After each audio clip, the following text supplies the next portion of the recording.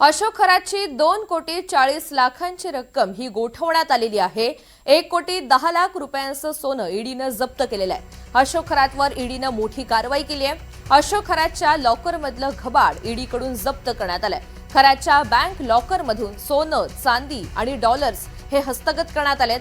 लॉकर्समधले 5.25 लाख रुपयांचं $5,500 चलन हे जप्त करण्यात आल्याची माहिती मिळते।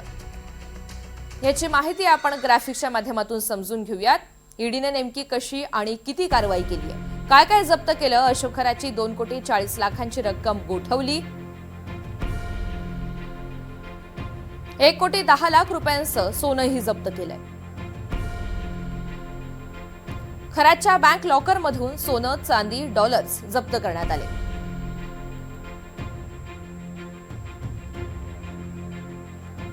दुसरीकडे अशोक खरातच्या शिर्डी जमीन व्यवहार प्रकरणामध्ये आता एक नवीन आणि मोठी माहिती समोर आली आहे। खरेदी प्रकरणामध्ये मूळ मालक रावसाहेब गोंदकर यांची खरात समोर चौकशी केली जाणार आहे। अप्पर पोलीस अधीक्षक यांच्या समोर ही चौकशी होणार आहे। अनेक वर्षांनंतर गोंदकर आणि खरात आमने सामने येतील। शिर्डीमधील जमीन व्यवहार प्रकरणामध्ये मूळ मालक असलेले रावसाहेब गोंदकर यांची आता खरात समोर चौकशी केली जाणार आहे।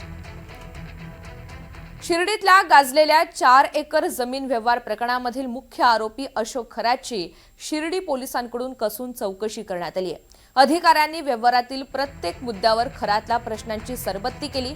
मात्र चौकशी दरम्यान अशोक खरातनं सर्व व्यवहार कायदेशीर असल्याचा दावा कायम ठेवला।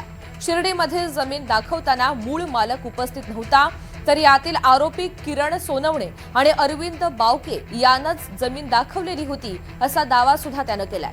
याचबरोबर खरेदी उलटून देण्याचा व्यवहार होता, व्याजाचा विषय नव्हता। काही साक्षीदार एकत्र आले आणि मला गोत्यात आणलं असा आरोपच खरातनं केला।